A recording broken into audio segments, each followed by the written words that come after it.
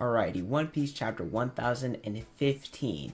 Let's talk about it. So the chapter is called Chained, where we see Senior Pink flying around and he's being carried by, I believe, a stork or some type of bird. I think that's pretty cool. I love Senior Pink. We just got to see more of him. We'll probably see more of him later in One Piece.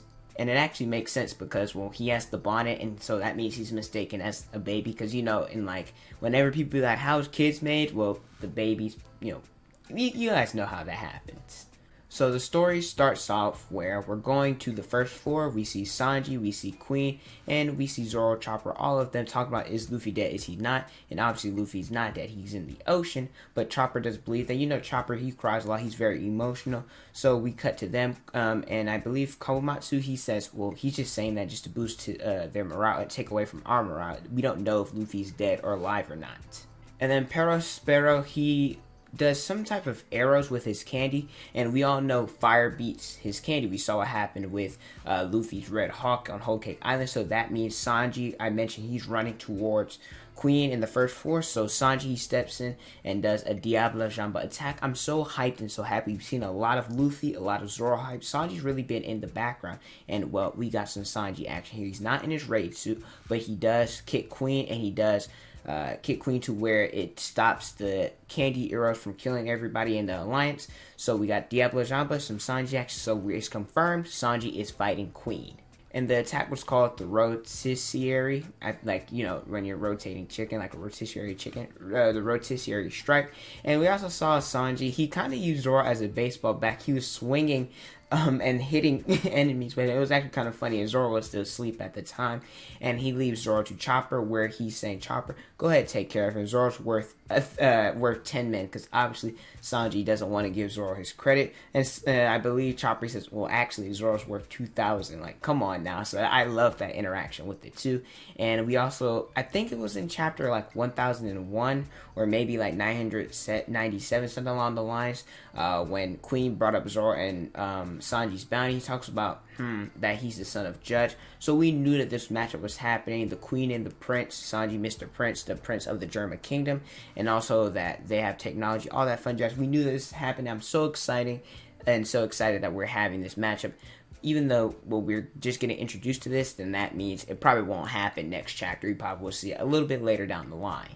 And so this leads me to believe, well, Marco's going to be there. Probably he's going to heal Zoro. And I think Marco's going to fight King. I think Zoro is going to finish fighting with Kaido. Because let's be real, after scarring Kaido and after blocking Ocean Sovereignty, well, anything less than that, Zoro kind of goes out bad in his arc, if you will. And then we cut to where we left off last chapter with Kinemon, Momonosuke, and I believe Shinobu and Kaido, where we talk about Kinemon. We saw that he attempted to block Kaido's attack. He was coated in Conqueror's Haki and he failed to do that. It broke his swords, and we see a flashback. Kinemon, he's like laying down, kind of half dead, and we see a flashback of when he's talking about Momonosuke and Kinemon's relationship. Obviously, Kinemon means, all the characters mean a lot to Momonosuke, but Kinemon means the most because Kinemon indeed was the one who was picturing or pretending to be Momonosuke's father, and it showed a flashback of them doing that interaction. And even though Kinemon was half dead, he still was trying to stop Kaido, was stabbing him with his blunt swords that were broken, and Kaido then stabs him in the chest with a sword.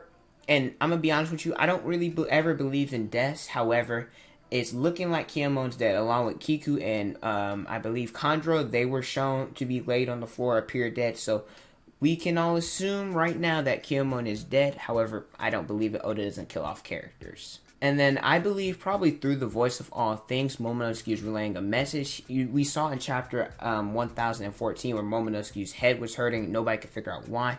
It was Luffy relaying a message to him through the voice of all things, saying this is a message. Luffy saying he's alright, he's fine, and he's going to go beat Kaido, which boosts the morale to all the fighters. We see King, Kid, Robin, Jinbei, Sanji, Chopper, and a lot of other fighters there. They see a smile on their face. We see Luffy in the ocean, and Momonosuke, he's crying, but obviously because he saw his friends appear dead and that he's on the run, so that's understandable. But Luffy, he's not out. We knew he wasn't out, but Luffy, he's going to fight Kaido probably again in the next couple chapters. And I will say this was a great moment for Momonosuke. Momonosuke has had some great moments in Wano. only being 8 years old, really saying what he's going to do, being the Shogun and all that, that he's the son of Kuzuki Oda, him stepping up right here. Even though Momonosuke, let's be real, he's 8 years old. He's not physically strong in order to do that. His body will not allow him to be what he wants to be. However, Momonosuke's taking action, taking charge, and leading his group and leading the alliance, giving them more morale and doing what he's doing. So that's really important for Momonosuke at his age.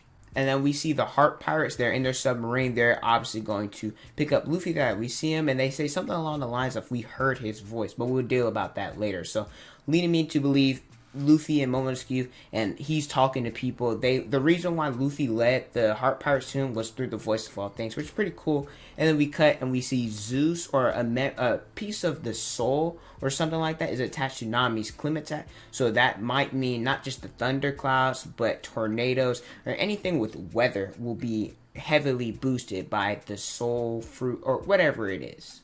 And then we see Law. He's going to where Kid is. He is going to assist in fighting Big Mom. Kid's all like, "Did you get in my way?" He's like, "Man, Eustace, yeah."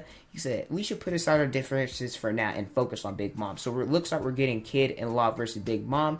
And it's I don't know where Killer is fighting Hawkins, my bad. And it's probably going to be Zoro and Luffy versus Kaido, which I love to see. They get people, because Killer was obviously the weakest out of the 5, so it makes sense. So Zoro and Luffy roughly together in terms of strength, and Law and Kid roughly, they're all 4 of them are roughly close together in terms of strength, so them both tag teaming on the Emperor is pretty cool. And then as the title states, it says change. So we see her name is Yamato. She is calling out to Kaido, be like, oh, this is my son, like, you're here. Like, no, I'm not your son. I'm Yamato and I'm going to defeat you. So Yamato's probably going to fight Kaido one-on-one for right now. We finally get to see her display her strength. So I'm pretty excited about that. Cause, she was really being Momonosuke's guardian or caretaker, protector for most of the chapters. So I'm really excited we finally get to see Yamato in action. Overall, a really good chapter. We got some Sanji love. Momonosuke did a lot. We saw Yamato. Give it about a 9.5 out of 10. Really enjoyed it. And we don't have a break next week. I'm glad. I know Oda, he deserves his breaks. But we get 3 chapters in a row and then his break. So I'm pretty happy about that. So that way we don't have to be on a cliffhanger. But I just want to say I love and appreciate Oda and his work that he's done over the past years. But thank you guys so much for watching. Don't forget to like, comment, and subscribe. And let me know your guys' thoughts about chapter 1015 in the comment section below. Thank you guys so much for watching. And don't forget to unleash your potential.